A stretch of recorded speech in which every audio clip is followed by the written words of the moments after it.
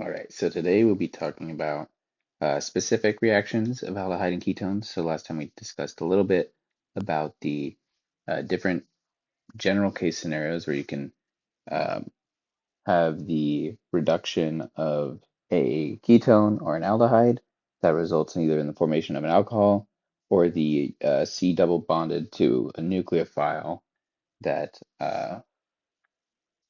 as the final product, right? So this was kind of like the two kind of examples. If we have some negatively charged nucleophiles, that'll in general produce the formation of an alcohol.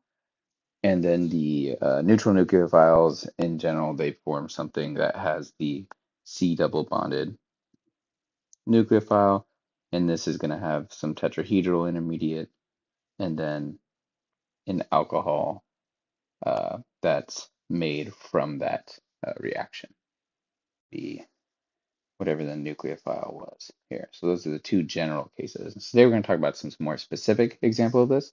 The first being the addition of water. So this would be a hydration reaction, and we've talked a little bit in lab this week about dehydration. So this will be hydration, the addition of water to the um, aldehyde or ketone. So again, all these reactions are going to be general reactions for any aldehyde, reactions for any aldehyde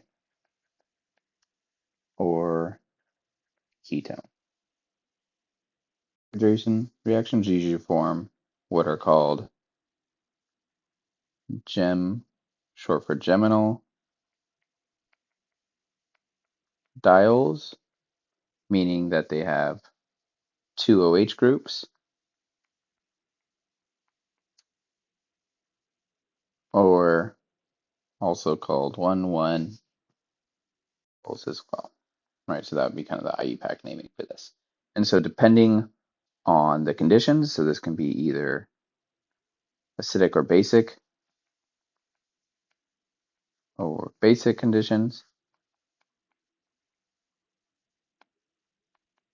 we have a different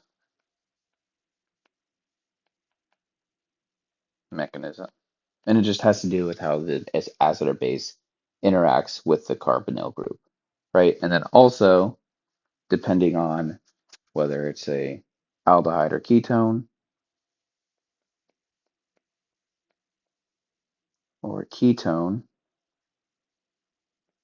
that gives us the reversibility of the reaction, right? And so what I mean by that is that all of these reactions are reversible. So these are all reversible, but what's favored just depends on the structure, right? So in general, an aldehyde will favor the gem diol more than the reverse reaction. So this will be the 1,1 diol, and a ketone, depending on the ketone structure, will favor the ketone over the gem diol. We'll go through now the specific reactions that we actually have or mechanisms in both cases, right? So for the case of a acid catalyzed reaction, we have our ketone or aldehyde. So I'm not even going to put R groups there because they could be R groups or they could be something else. We have a partial negative on the carbonyl oxygen and then a partial positive on the carbonyl carbon. We have our acid, your H3O plus in solution, right? And what that's going to do is it's going to attack the lone pair that's on the carbonyl carbon, attack the lone pair. The carbonyl carbon is going to attack the hydrogen, and then you're going to generate water. So we get something Now the positive charge has moved on to the carbonyl carbon, and we have water left over in this reaction. Then another water molecule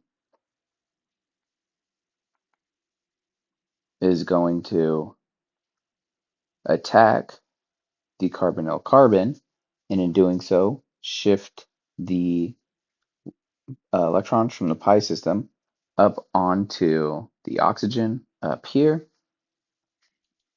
We're going to go over here now for the next step in the mechanism.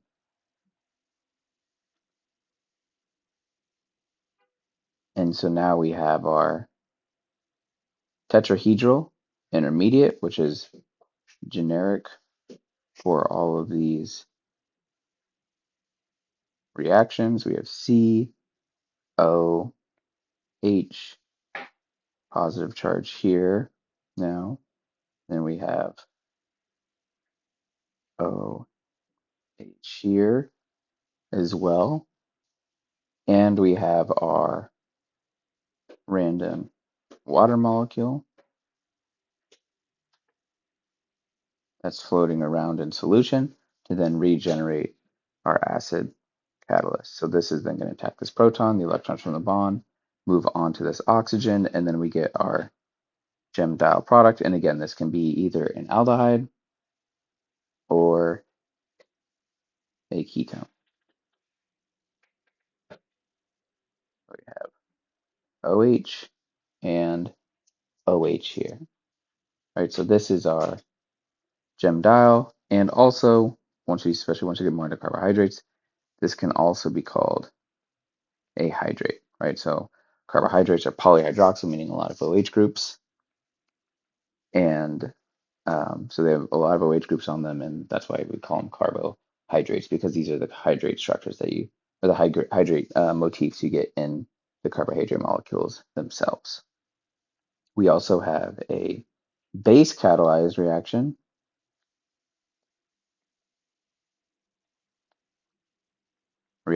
or under basic conditions. In this case, we start off with the same partially positive oxygen, partially negative carbonyl, and we have the O minus hydroxide ion that is then going to come and attack this carbonyl, moving the pi electrons up to the carbonyl carbon. And so we get our alkoxide intermediate, the tetrahedral intermediate from this first initial step. It's going to be a minus charge there. Now we have whatever the two groups are. Again, these could both be hydrogens as well, because this works for aldehydes and ketones. And then we have water in solution. And I'll draw the whole molecule just so we can see exactly how this works.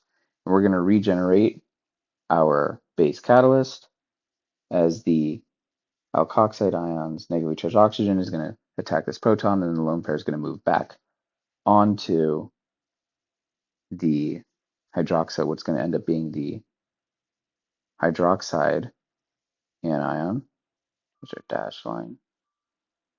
And then we now have our 1,1 diol or gem diol or our hydrate structure.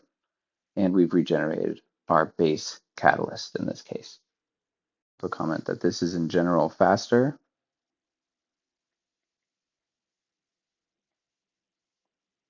because the water faster, but in general, this is fast because H2O is converted into OH minus, which is a better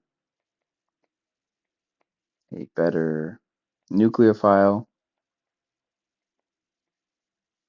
whereas this reaction happens fast because H3O plus protonates the carbonyl carbon, the carbonyl oxygen,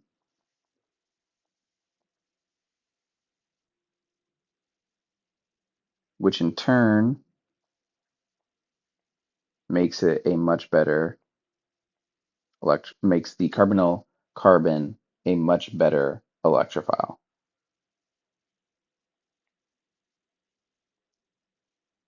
Carbonyl carbon, a much better electrophile. So both of these can happen rapidly for different reasons, right? Water is converted into OH minus, which is a much better nucleophile for the base catalyzed reaction, and then the acid catalyzed reaction, the carbonyl compound is protonated, making it a much better electrophile. The carbonyl carbons becomes a much better electrophile. And so in these types of reactions, you can also get this type of hydration that occurs with another nucleophile in the presence of acid or base. Right, so this is other nucleophiles in the presence of or OH minus. And in general, the type of product that you'll generate or the type of reactant you'll want is a nucleophile of the type HY, where Y is either OC3, so methoxy, hydroxide, bromine, chlorine, so halogens, or sulfonate, OSO3H. One of those, in this case, is what happens is the carbonyl compound is actually favored. So if we have something like this plus HY, the equilibrium is generally going to be much more favored towards the carbonyl compound because this tetrahedral alcohol product that you get, where Y is one of these other groups, will be a lot less stable, right? So this doesn't produce a stable hydration product. So this will be R prime, and then that is R, right? So the equilibrium is shifted more towards the reactants in this case. So these are going to be favored. So that's the hydration of a carbonyl compound, which is important for a lot of biological processes. Like we said, the carbohydrates have these acetals and hemiacetal, and these hydrates with the double OH groups there. So this is important for a lot of biological pathways, and it shows up in a lot of metabolic pathways as well. The next example we'll talk about is the addition of a hydrogen cyanide group.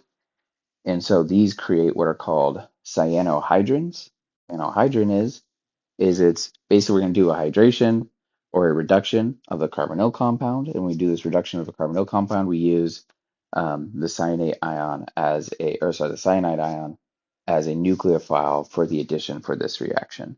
And so what a cyanohydrin is we have a cyano group, a cyano group with an OH also bonded to the carbonyl carbon, or in this case, the alcohol carbon. Right? And so how the general mechanism works is the same as it does for a general nucleophilic attack.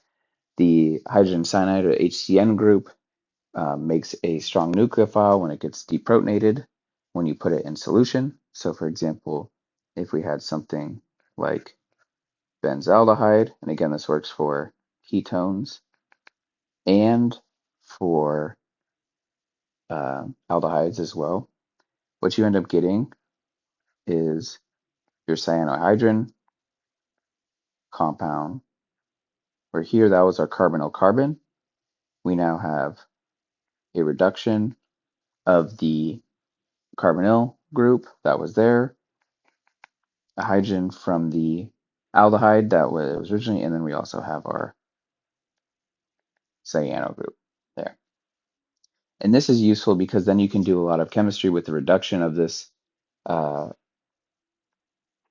cyano or nitrile group to then either produce carboxylic acids or amines in a lot of cases. So this is useful for further reactions. For further reactions. The mechanism for something like this would work is if we have our generic aldehyde, our ketone here, we have our nitrile or cyanoion, the cyanide ion. This is going to attack the carbonyl carbon, put the electrons on the carbonyl oxygen, and it's going to generate our alkoxide ion and tetrahedral intermediate that we always see with these nucleophilic addition reactions. So now we're going to have CnO minus, and then we'll have another HCN in solution that will then get deprotonated to then regenerate our hydrogen cyanide. So we need two equivalents here of HCN for this reaction to proceed. And then we get our tetrahedral product or a cyanohydrin. All right, so this is a cyanohydrin compound. OHCN. So this is a general mechanism for it, and this is the same as for any uh, nucleophilic addition, right? And this would be the case of a negatively charged nucleophile, which would last lecture we showed was kind of a relatively simple mechanism. And then this can, like I said, be either further reduced or with the presence of acid heat, a compound like this can then turn this group into an amine or a carboxylic acid, depending on the type of whichever reaction, right? So you put acid in the presence of heat, and you'll generate your carboxylic acid. Or if you do a reducing agent like lithium, aluminum hydride, and THF within the presence of water, you can then create an amine, right? So this is the addition of HCN to then generate a cyanohydrin compound. So then the next specific reaction that I'll be mentioning is going to be the addition of hydride, right? So a hydride is anything that looks like BH4. So this would be like sodium borohydride or lithium aluminum hydride, Li, so lithium aluminum hydride. And what this is going to do is this is going to create either an alcohol. It's going to not create either an alcohol. It's going to create an alcohol, and the type of alcohol that it creates is just going to depend on um, the reagent that you have, and then also the uh, initial compound. So this will give you a different product or reactant depending if you have an aldehyde or a ketone. So this is still going to be a reaction with a carbonyl compound, but it's just going to be dependent also on what your starting compound is as well. Common way to synthesize alcohols, well, in nature or in the lab, it's always with the reduction of an aldehyde or a ketone. And so if we think again back to our definitions in terms of bio and organic chemistry, what reduction means here, right? It means we're losing carbon oxygen bonds or gaining carbon hydrogen bonds. And when we go from a ketone or an aldehyde to an alcohol, we lose a carbon oxygen bond because we've lost the double bond and it's a single bond there now, and we've gained a hydrogen. And so when we go from a ketone aldehyde to an alcohol, we're seeing that we're reducing the species, right? And so that's when we think about it in that context of reduction oxidation, it makes sense. So it's commonly done with something like sodium borohydrate in the presence of ethanol or some solvent. And so if we had an aldehyde or a ketone, right, we're still going to do our traditional nucleophilic um, addition to an aldehyde or a ketone. And in hydride compounds, like sodium borohydride or lithium aluminum hydride, we have our hydride ion that then acts as a nucleophile to then attack the carbonyl carbon. We move the pi bonding electrons up onto the oxygen to create our tetrahedral intermediate. Right, so it's going to create our tetrahedral intermediate and our alkoxide ion, which will then be um, protonated again to create our alcohol.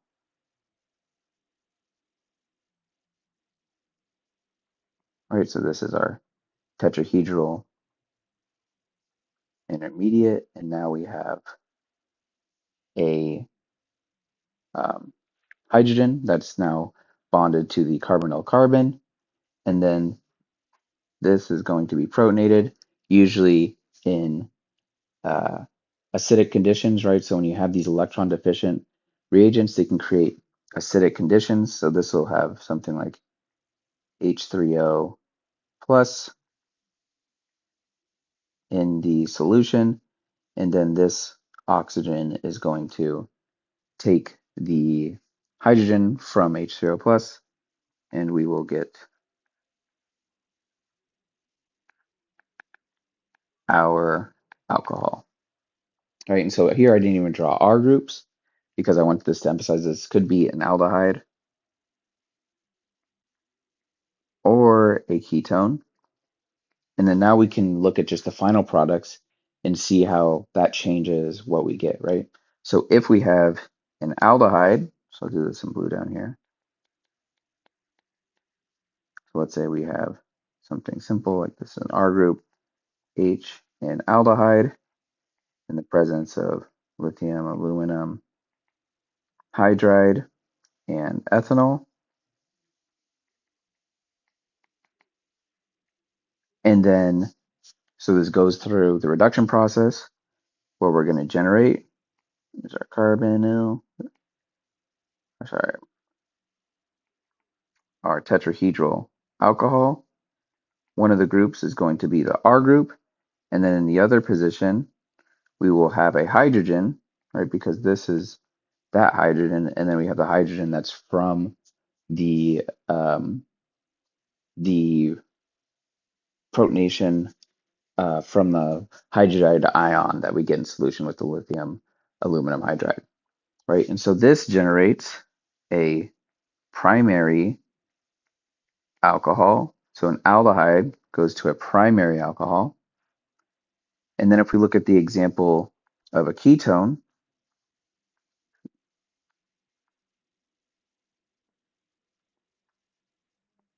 we have something like this. We could have two potentially different R groups. We do the same reduction.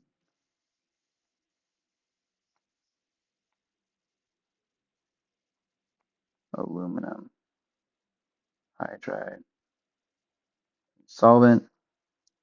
We'll then get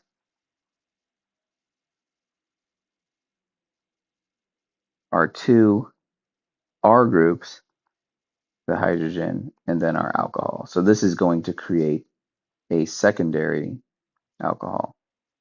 So depending if we have a ketone or an aldehyde, a simple reduction, so the addition of a hydride using these hydride compounds, like sodium borohydride or lithium aluminum hydride, will give us either a primary alcohol or a secondary alcohol. And again, primary or secondary alcohols were dependent on the number of carbon atoms that the number of carbon atoms that are bonded to the carbon that the OH is bonded to. And so what I mean by that is the number of carbon atoms bonded to this carbon tells us if it's primary or secondary or tertiary alcohol.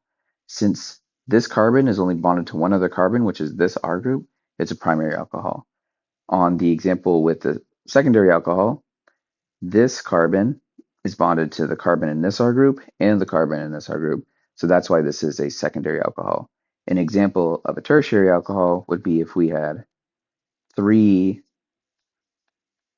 R groups bonded to a carbon that's bonded to alcohol, a hydroxy group. And so this would be an example like tert butyl alcohol or any other alcohol that's at a point where you have multiple R groups coming off of the carbon that it's bonded to. So again, the classification of the alcohol is dependent on these carbons that the OH group or the hydroxy group is bonded to.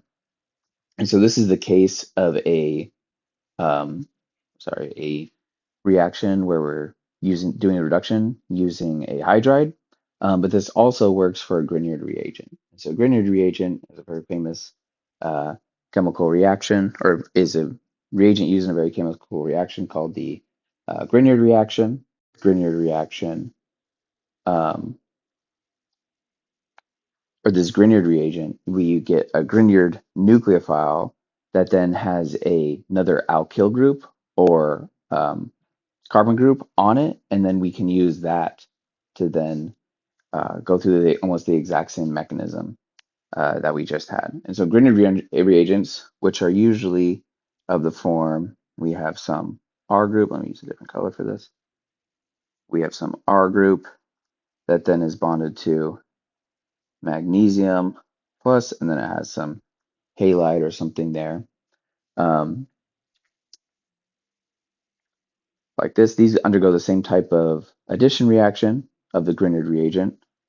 That then only thing that changes is the degree of the alcohol, right? So last time we created primary and then secondary alcohols.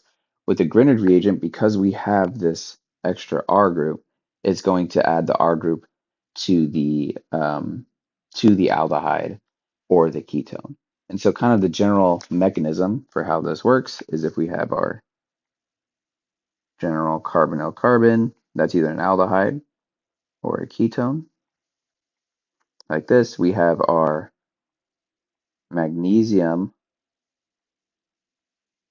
plus Grignard reagent. This positive charge is going to be attacked by the carbonyl carbon, and then it's going to generate this intermediate where we have a complex with the carbonyl carbon that's moved this positive charge. Sorry, complex with the carbonyl oxygen, where we move this positive charge from the Grignard reagent onto this oxygen, and we make this complex like this. And now the leftover minus charge on this R group acts as a good nucleophile to then attack the carbonyl carbon, which then moves the electrons up onto this oxygen, right? And we've generated now the staple tetrahedral intermediate.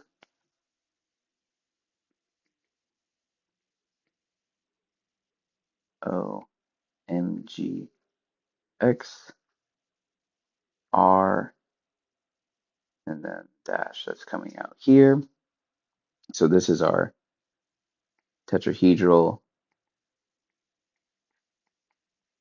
intermediate, which then with the addition of water goes through hydrolysis, and the specific mechanism, how this happens, a little out of the scope of this class. So we add water that goes through hydrolysis to then replace this MgX as a good leaving group with a proton.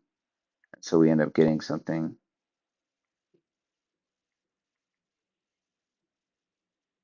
like this.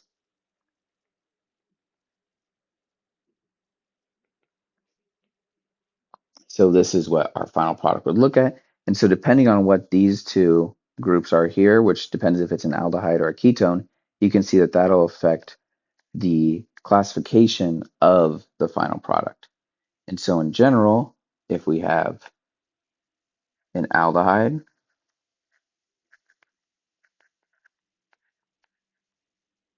and we have our Grignard reagent in the presence of acid,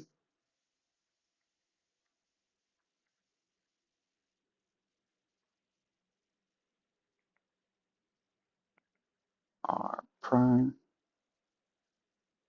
so this is going to be R prime that's on the um, Grignard reagent, that's the alkyl group there, because in general, when we do the Grignard reaction, and we will be doing one in lab, we have to actually synthesize the reagent that goes there. That's the R group originally from the aldehyde, and then we get our alcohol. So this gives us a secondary alcohol. And then if we start with a ketone,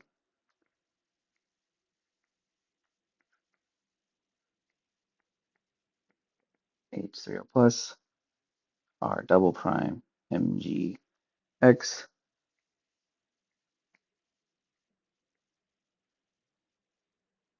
R, R double prime, we get our tetrahedral alcohol, and this creates a tertiary alcohol. And again, these are both classified because the carbon that the OH was bonded to is bonded to two other carbons here, making it secondary. The carbon that the OH is bonded to three other carbon groups here. And so that's why we get a tertiary and secondary alcohol with the Grignard reagent. Note for these reductions is that these are effectively irreversible because this R group that we're adding to the uh, carbonyl compound is a bad leaving group.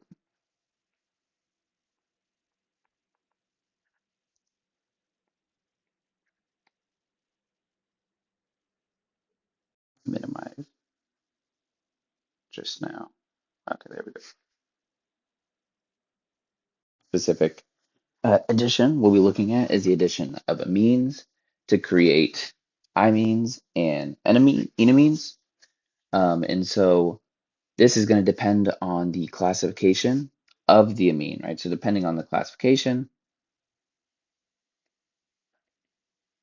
of the amine, nucleophilic addition of the amine to the aldehyde or ketone produce imines or amines. Primary amines make imines, and secondary amines make enamines. An imine is going to look something like this, where we have a C double bond to a nitrogen with an R group coming off of that and a hydrogen over here.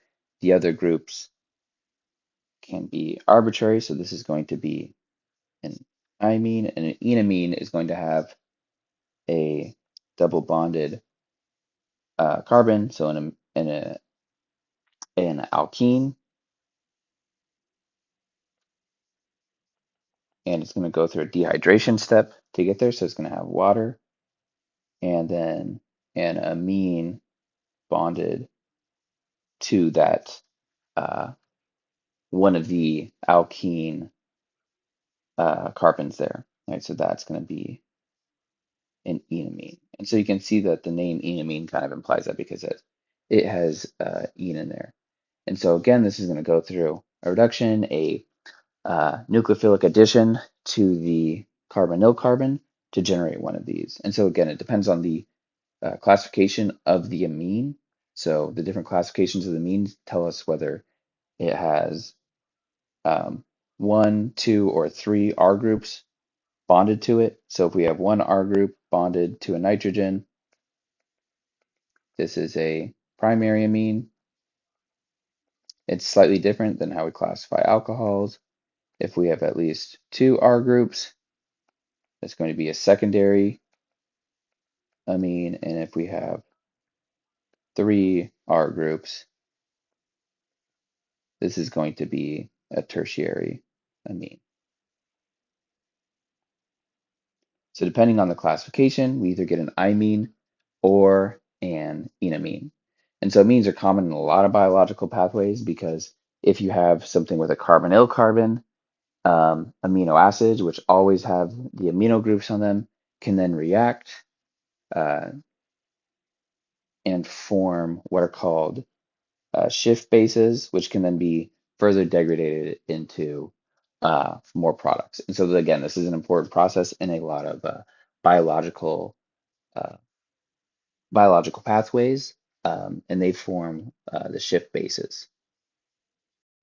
Whether we have a secondary or primary amine are relatively similar, with the addition of amine to form a tetrahedral intermediate, which we always have in our nucleophilic addition of aldehydes or ketones, and a C double bond nucleophile is formed, and the mechanisms are actually the same all the way up to the formation of the ammonium ion, right? So once you have the ammonium ion, that's where the mechanisms are going to slightly differ from each other. Go through is going to be the imine formation, right? So this was again with a primary amine, and this works again like we've talked about everything with both aldehydes and ketones. And so we have a primary amine, we have our carbonyl compound, and what happens is we get nucleophilic attack of the primary amine to generate our tetrahedral intermediate, like we've seen 100 times so far.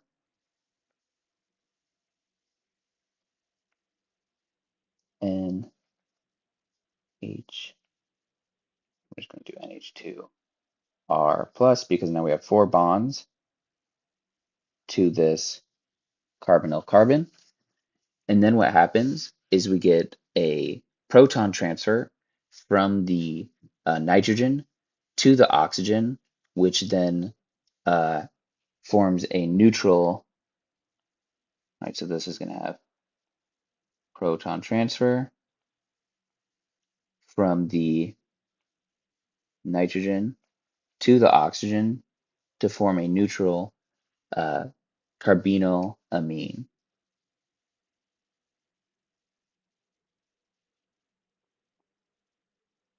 NHR, so there we have our R group. We get our carbonyl amine.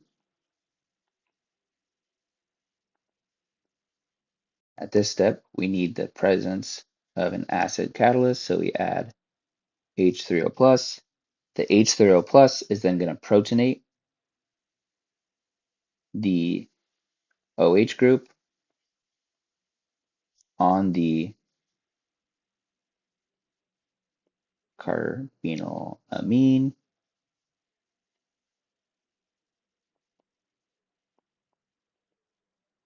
and simultaneously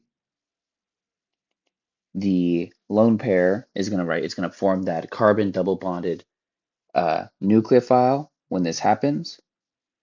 So once we have the protonated carbonyl amine, which I'll show here,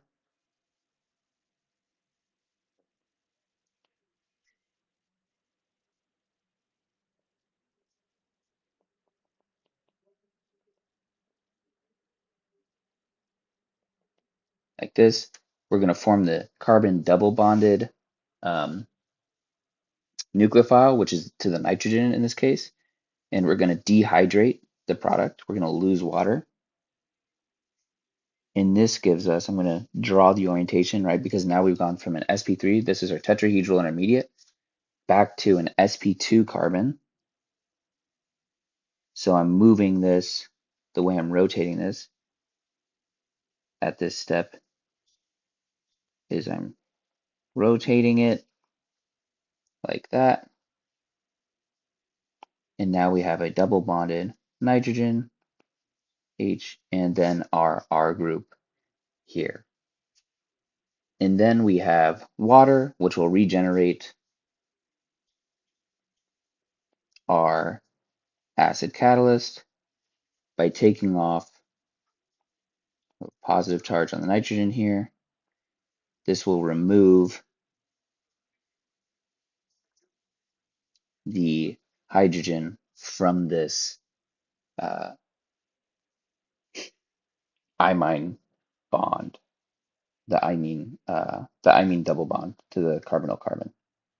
I guess I should draw the full carbon right here as well.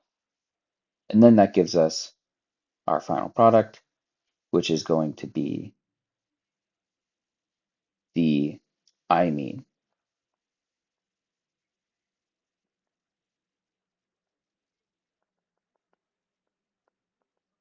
Right? And then we've regenerated our acid catalyst. And so this was the case for either a ketone or an aldehyde. So if this was an aldehyde, we may have an H here. If it was a ketone, we may have two CH3 groups here, like in the case of acetone. So this works for both of them.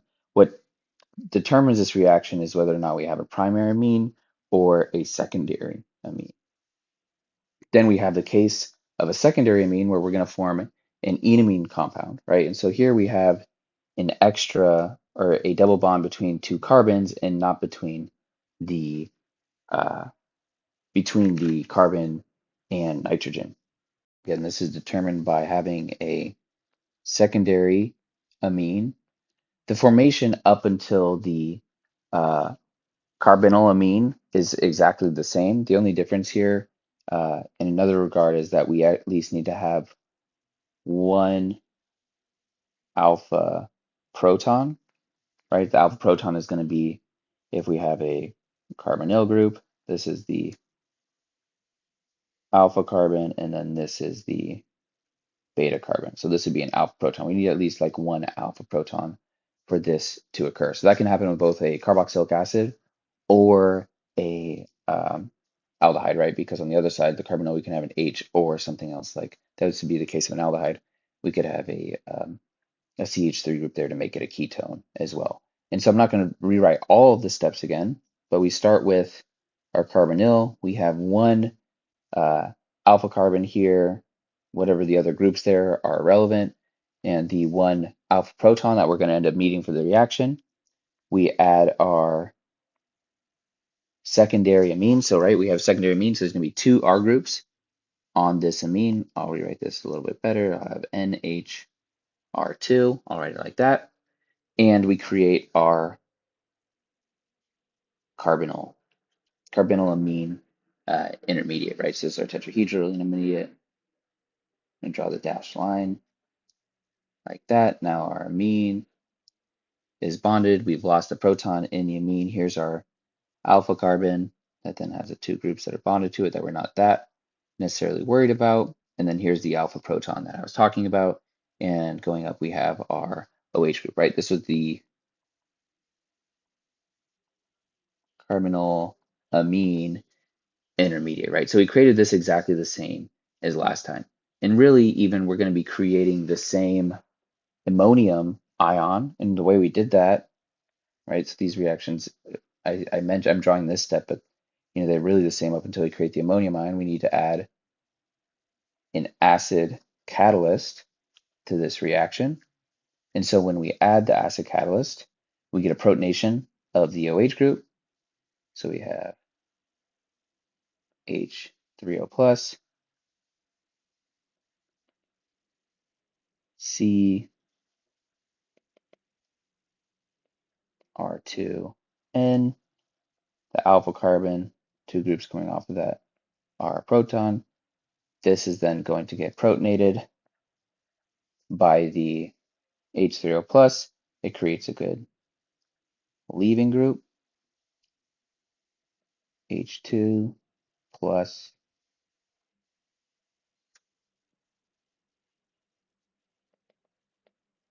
our alpha carbon, our alpha proton, and then we get the leaving of the dehydration of the molecule to then generate our ammonium ion, right? So then this is going to move to a bond between them. The carbon again goes from sp3 to sp2, So we get a trigonal planar structure, and now there's going to be a positive charge on this nitrogen because it has four bonds that are attached to it. We have our alpha carbon and proton, and then we also have water that's still floating around in solution. We are adding in a catalytic amount of acid, which lets us know that we probably have to regenerate this at some point. The water molecule is going to take this proton, and that's why this doesn't work if we have, uh, that's why we don't generate an imine at this step. So this is the important step. This is why we don't generate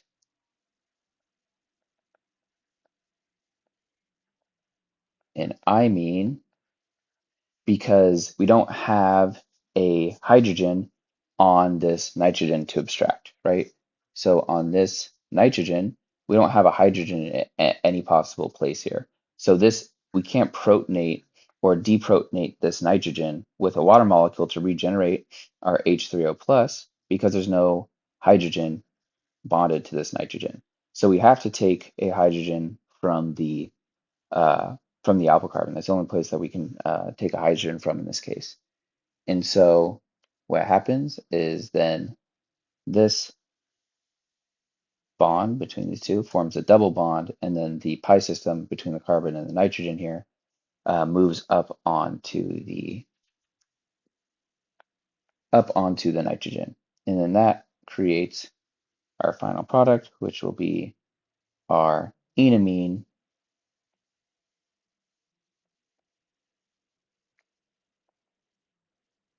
our enamine compound.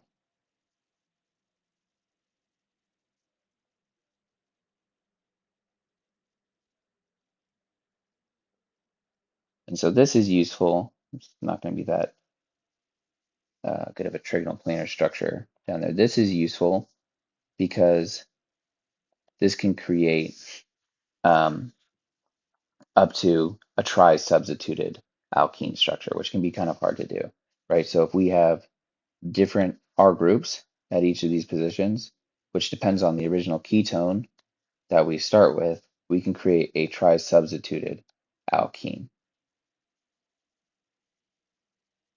Addition that we talked about is called the Wolff-Kishner reaction.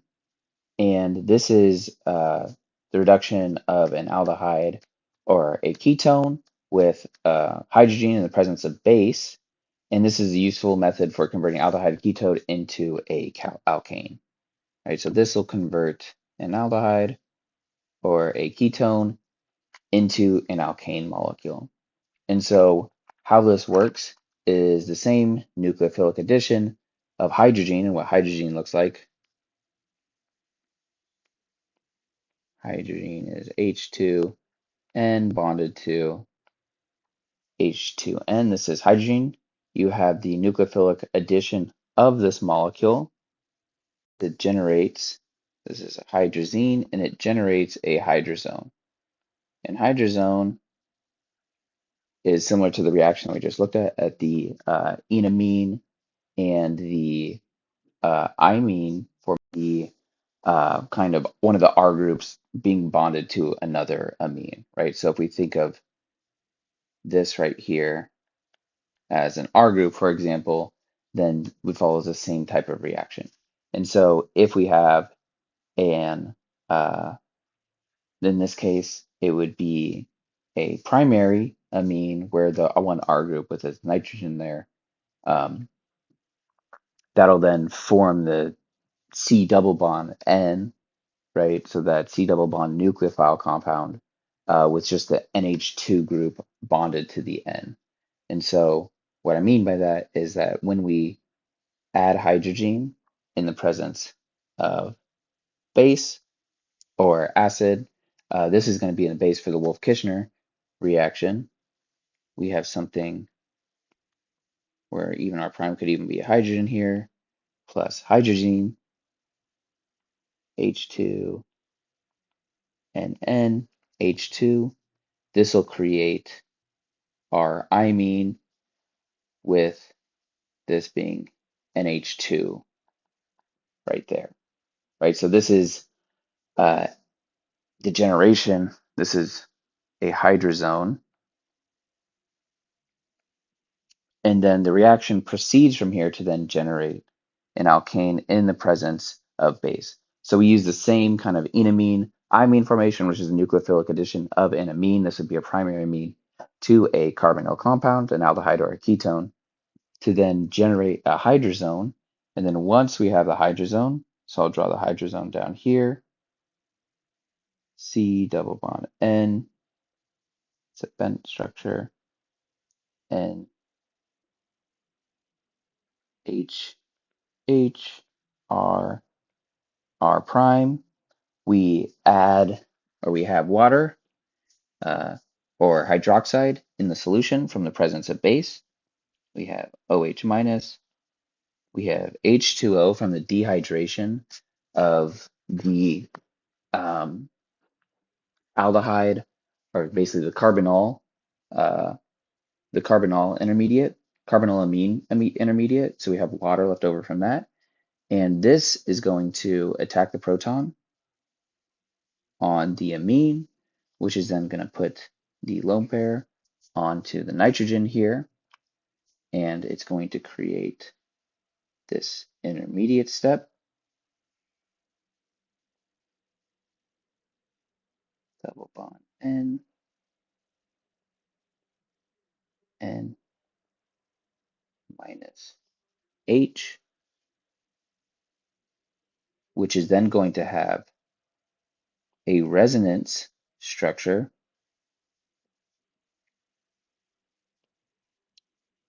where this minus charge is then going to move onto the carbon atom. Right, so this is going to move the lone pair down, and then the lone pair from this bond here is going to move on to the carbonyl carbon. Where now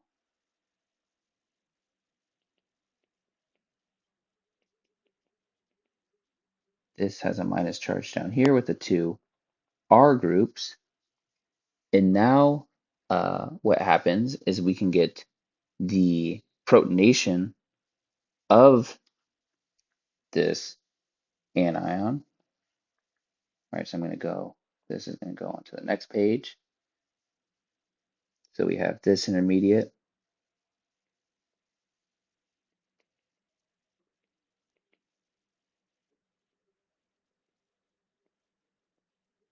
R and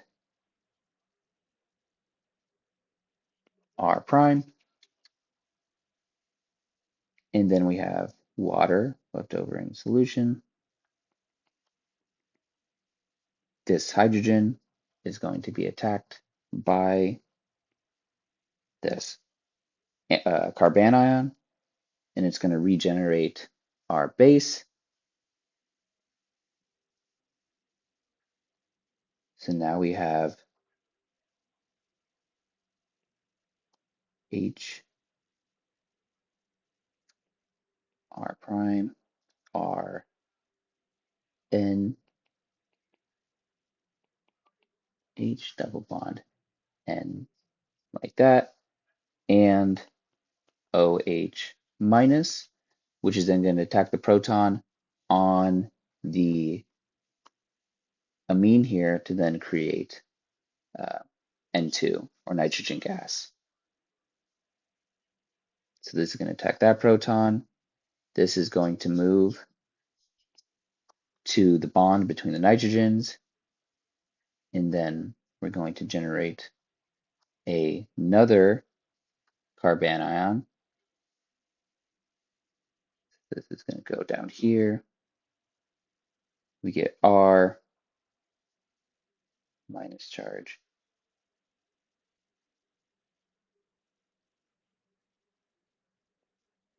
R prime plus N2 plus H2O, and then water will then protonate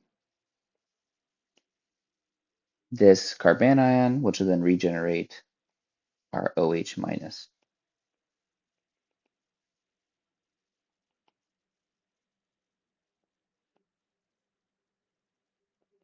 H plus OH minus.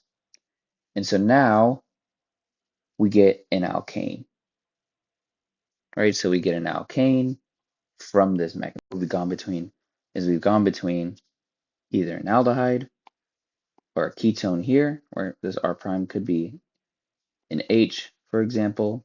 We've gone between an aldehyde or a ketone, and then generated an alkane. So we've reduced the, the aldehyde or ketone into an alkane. So we've doubly reduced the compound. And so this is an example of the Wolff-Kishner reaction. And so this kind of accomplishes the same thing as a catalytic uh, hydrogenation, to then yield an alkane from an alkene. This is a little bit more general of a reaction and a little bit more useful than catalytic hydrogenation, because it works with a couple more compounds. All right, so the next nucleophilic addition reaction, the specific reaction that we're going to be talking about, is going to be the nucleophilic addition of alcohols, and these are going to form compounds called acetals, right? And so an acetal is a functional group of the form where we have R1, R2, O, R prime 2, right? So 2, R1, R2, C, O, R prime 2, right? So this can be like either two ether groups that are bonded to this carbon, or you can have hydrogens. If one of the R groups is an H, they become a hemiacetal, hemiacetal. And if both R and H, that's where they become the hydrate. So the hydrate was the same as we looked at the hydration of an aldehyde or a ketone, the nucleophilic addition of water to those reactions. And so these are very important reactions, especially in um, glucose or any really carbohydrate, because you will go between a uh, aldehyde or ketone structure to a hemiacetal ring structure spontaneously. And in the ring structure is how you actually get the polysaccharides that are used to generate a lot of energy. And so both these reactions, or these cases, they require uh, acid catalysts to happen. But the general reaction is still the same so far for everything we talked about. Reaction that happens, you're going to need two equivalents of alcohol to happen, right? Because what the functional group really looks like is if we have something like R, R prime, and then O, R, O, R, right? Where, sorry, R double prime for both of these, where those R double primes are coming from the alcohol. So it's going to look like having a ketone R or an aldehyde, R prime. It's going to need the presence of some sort of catalyst. So let's say hydrochloric acid, acid catalyst. And then your alcohol, you're going to need two equivalents. So let's say ethyl alcohol, but let's do two equivalents of R double prime OH. That's going to give you your hydrate. Sorry, not your hydrate, your acetal group. R prime, double R prime. All right, so you get two of those. You need two equivalents because the reaction kind of happens twice. And so we'll go over what the mechanism for this looks like. If one of these are an H, if one of these R groups are an H, then we get a hemiacetal.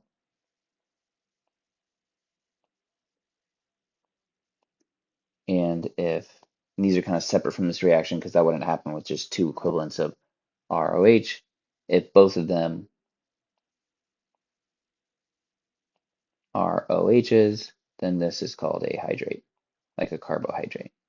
And so how the mechanism for this looks is we have our protonation of the carbonyl carbon by the acid catalyst.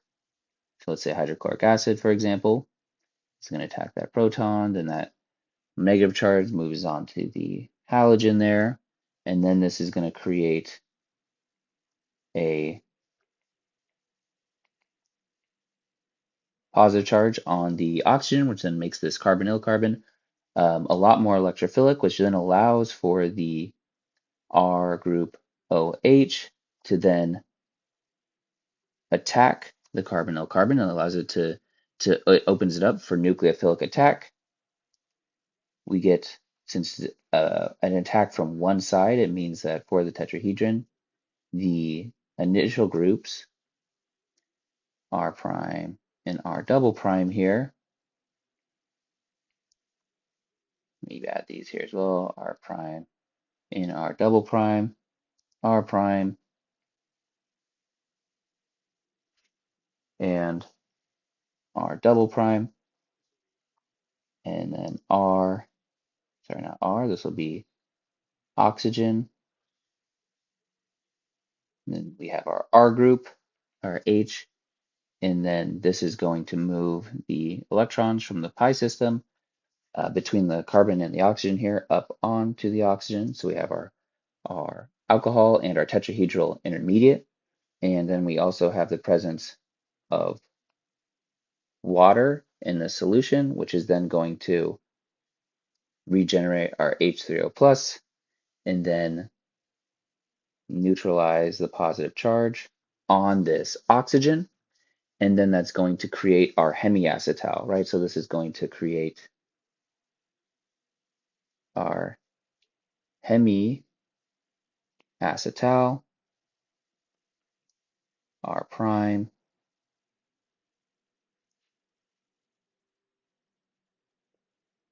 R double prime, OH, and then we have, sorry, not OH. This, I drew wrong here. This is supposed to be attacking this proton. I think I said that in words. It's supposed to be attacking this proton, which then moves the bonding electrons into the oxygen here.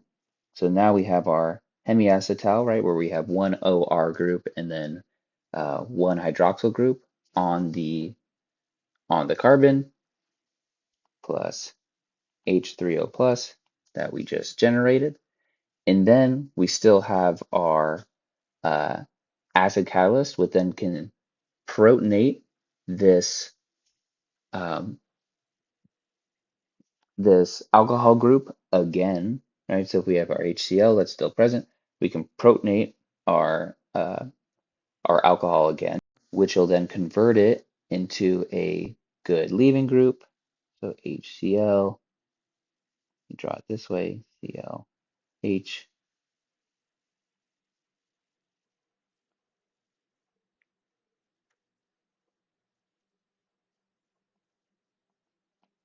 R prime, this will protonate this,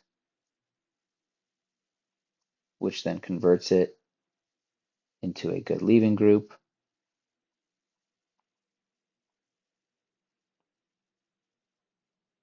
OR, R double prime, R prime.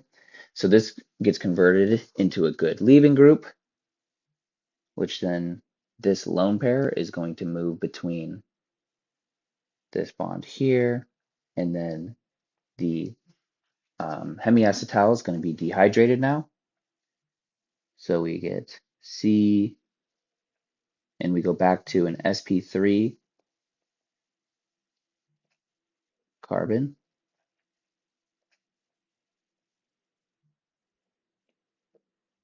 R prime, like this, which then this becomes very electrophilic, which can then be attacked again by another equivalent alcohol,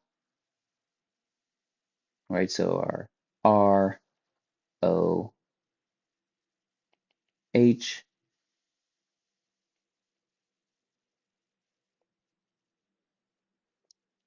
and it gets attacked by a good nucleophile, which is our alcohol in this case, where we again get the our prime group, C, our double prime. Now we have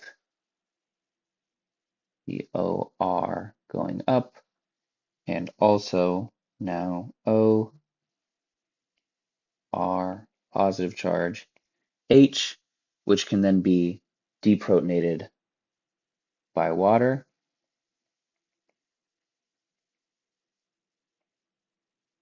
to then generate our hydrate.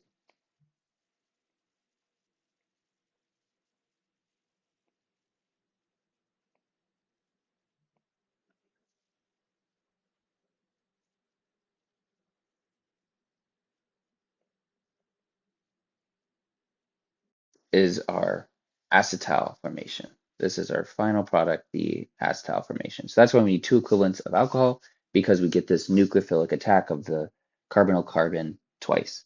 So this is our acetal.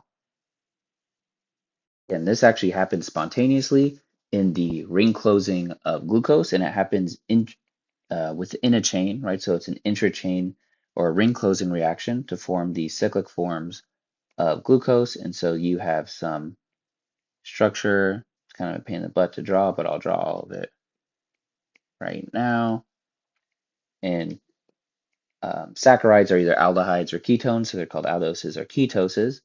And so what happens is this is our carbonyl carbon right here. And then we also have at every other position OH groups or a hydrogen. So this is a polyhydroxyl compound. So there's an OH group at every position. And this alcohol here then attacks this carbonyl carbon and then goes through the whole process of then dehydrating, um, going through dehydration of the aldehyde or reduction of the aldehyde or the ketone to then close this ring to then form spontaneously a ring structure, and they have the boat and chair configurations that you guys are familiar with. And actually, what happens here is that this oxygen in this alcohol or this hydroxyl group is actually the oxygen that's a part of that's the carbonyl oxygen, but now it's formed into the alcohol, and then the alcohol that attacked originally becomes part of this ring, and so it becomes a hemiacetal in this case. So this is an important example, CH2OH, of this uh, nucleophilic addition of um, alcohols to then form acetals and hemiacetals. And so you get a spontaneous ring closing uh, with this acetal formation reaction. Example of glucose. This is the linear glucose molecule, and this is the cyclic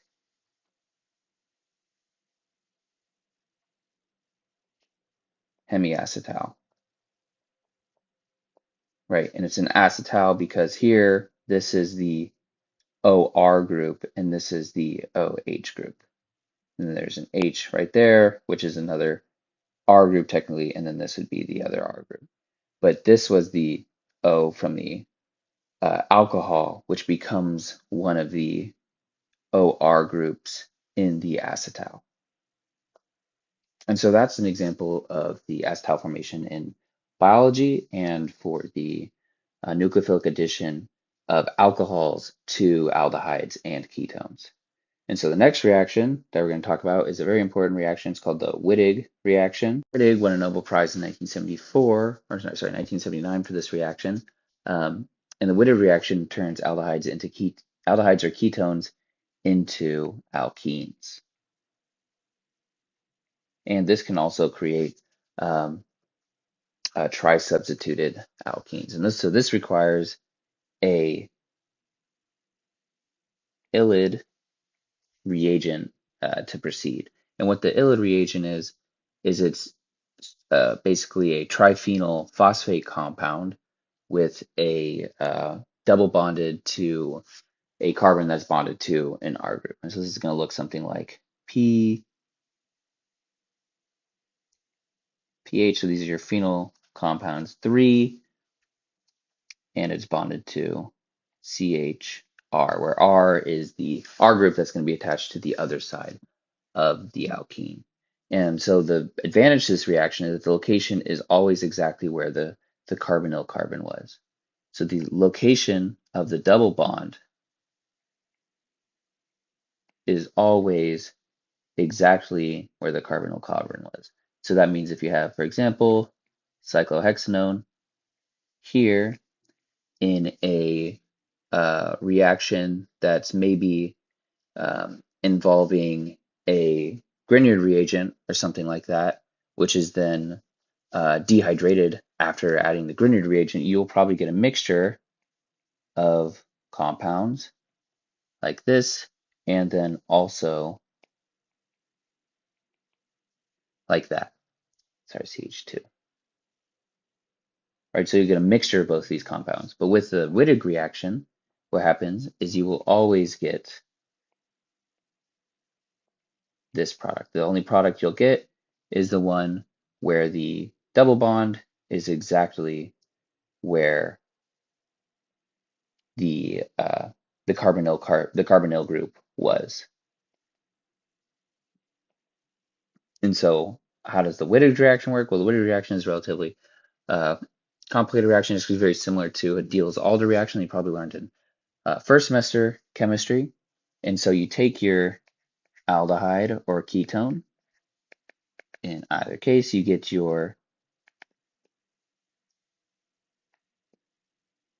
ylid reagent,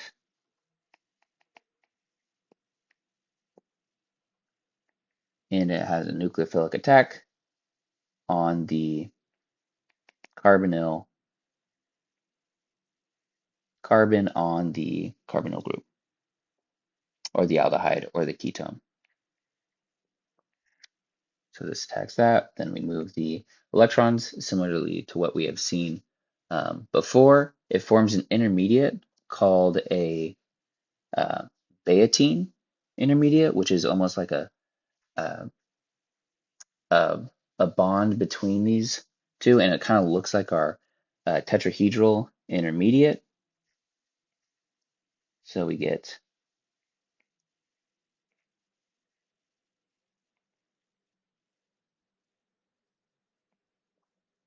something like this. 3.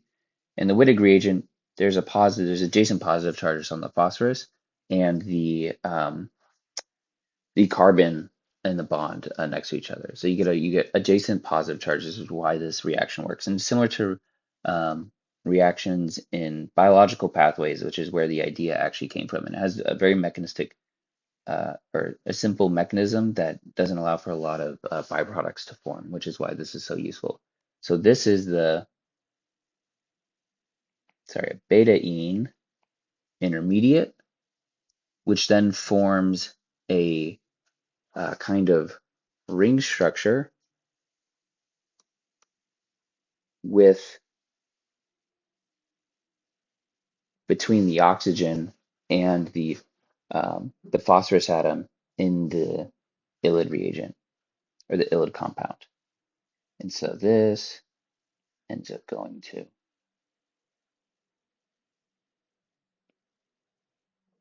I don't know why I keep drawing R for that.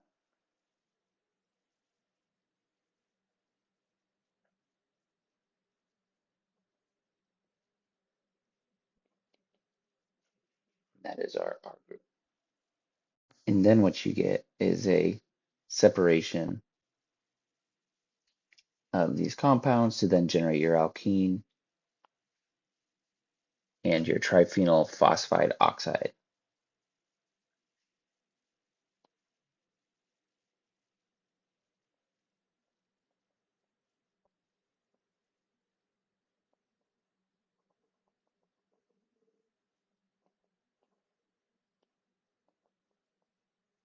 And you can actually generate this intermediate here, which is called an oxaphosphatine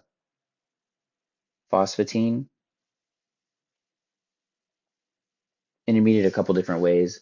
The way that I just did is a nucleophilic attack of the carbonyl compound, but you can also have a one-step cycloaddition process, and that's the one that's more similar to the Diels-Alder reaction. And once you get this ring structure, then you get the movement of the bonds to create the final two compounds. And so this is your alkene compound. That the double bond is always going to be exactly where the carbonyl was, right? So if we look at this, this is where the carbonyl was. These were original two groups, either an aldehyde or a ketone. This is the R group that's on the ylide reagent, and then this is our triphenylphosphine oxide compound, and then we get our alkene here. And again, this is useful because here we can make a tri-substituted alkene molecule. And so that'll be it for the specific reactions for aldehydes and ketones, and it'll probably be it for aldehydes and ketones in general. Next, we'll be talking about carboxylic acids, a little bit of their naming, and also um, reactions of carboxylic acids. We might spend some time then looking at carbonyl specific reactions of any carbonyl compound, like the lab we did this week with the aldol condensation as well.